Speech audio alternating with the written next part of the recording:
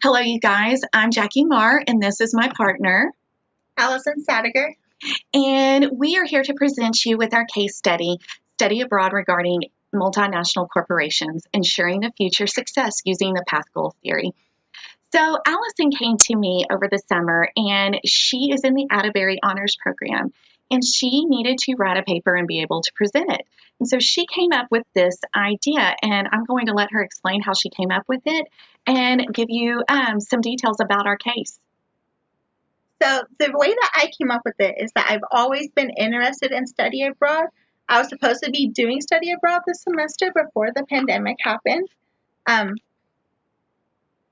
always been interested in how study abroad could be used in recruiting and how it can benefit multinational corporations.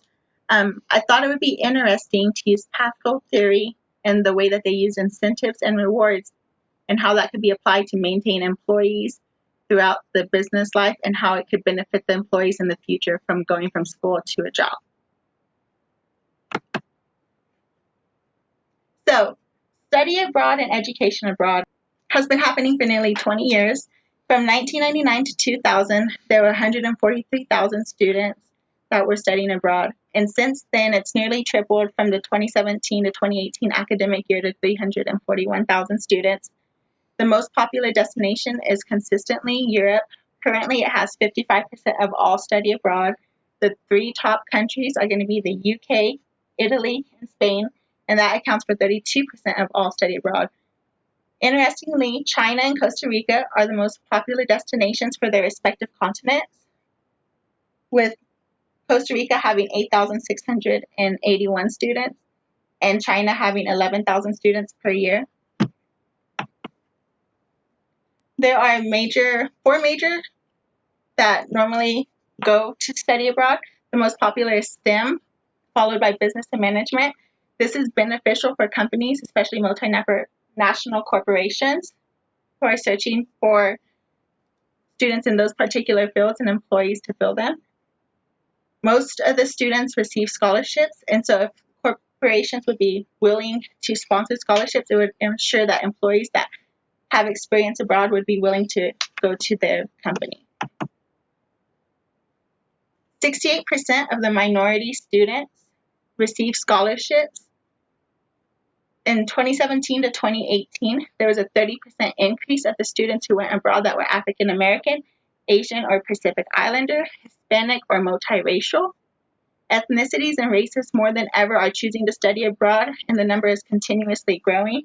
And this is only another positive for reasons why corporations should choose to recruit from study abroad students. The reasons why students would choose to study abroad is because it gives them opportunities for education, career, and it improves their sense of self. For education, they're able to experience a culture firsthand, make friends globally, discover new things about their own culture, learn languages, and improve their linguistic skills. Career-wise, they're able to strengthen communication, team building, adaptability, enhance career opportunities, and grow their network. To improve their self, they can expand their worldview, learn about their self, and gain self-awareness. They can boost their confidence and independence and become a smarter traveler. The reasons why businesses should choose to recruit from study abroad is because we are continuously becoming a digital, technological, and interconnected world.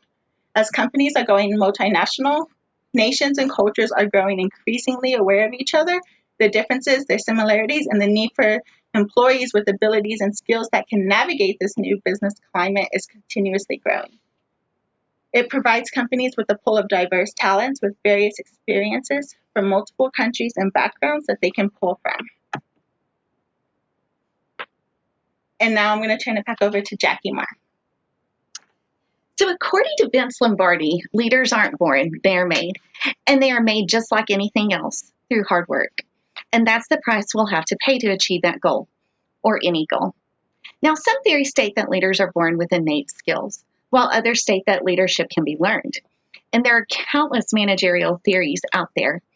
Some of the more prevalent leadership theories include the great man theory, trait leadership theory, Fiedler's contingency theory, and the situational leadership theory.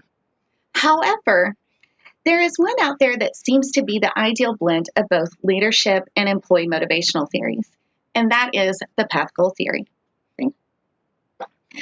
So the beginnings of the path goal theory originated with the research of Martin Evans at the University of Toronto in 1968. And then inspired by this work, Robert House first introduced the path goal theory of leadership in 1971. According to the path goal theory, leaders can increase subordinate satisfaction and performance by clarifying and clearing the paths to goals and by increasing the number and kinds of rewards available for goal attainment. So with that in mind, the path goal theory is a comprehensive leadership approach that focuses on the dyadic relationship between leaders and their employees. So within House's path goal theory, 4 leadership behaviors have been identified: directive, supportive, participative, and achievement-oriented. So the theory states that leaders may display any or all 4 leadership behaviors depending on their subordinates or the given situation. Now, unlike other leadership theories, the path goal theory acknowledges that leaders can and should adapt their leadership styles to correspond with their employees' characteristics and motivational needs, as well as the varying situations and environmental factors. Now, there may be times when a leader realizes that it is appropriate to use multiple leadership styles simultaneously to motivate their employees in identifying the correct decisions and behaviors that will be critical to the path towards goal attainment. So House's path goal theory of leadership includes shared elements of other situational theories of leadership and employee motivational theories. For example, the path goal theory assumes that effective leadership depends on the degree of fit between the leader's behavior and various factors in particular situations. Both Fiedler's contingency theory, as well as Hershey's and Blanchard's situational leadership theory, also share the same assumption. A motivational theory relevant in the path goal theory is Broom's expectancy theory. The expectancy theory states that people will be motivated to the extent to which they believe their efforts will be rewarded and that they will be offered attractive rewards. So consequently, to be an effective leader according to the path goal theory and expectancy theory, the leader must establish an employee's valued work outcomes. In other words, what are their extrinsic and intrinsic rewards?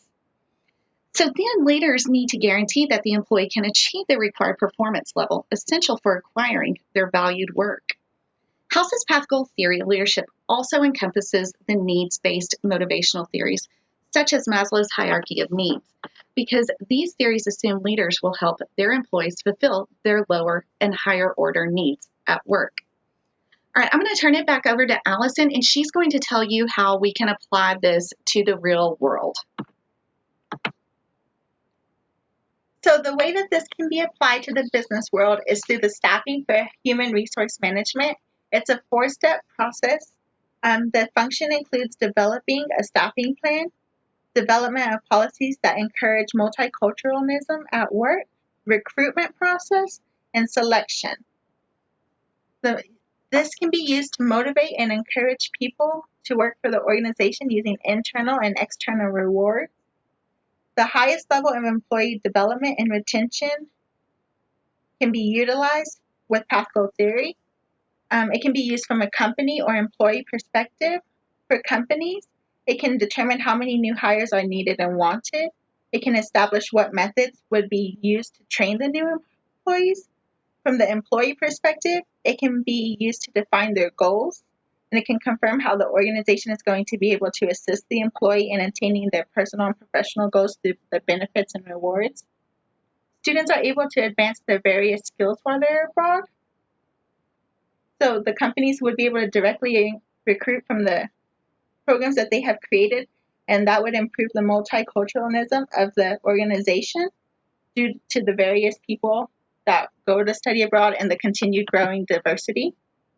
And then most of the popular destinations that people choose for study abroad align with U.S. trade locations, and that would be another benefit for multinational corporations. Okay, that concludes our presentation of our case study.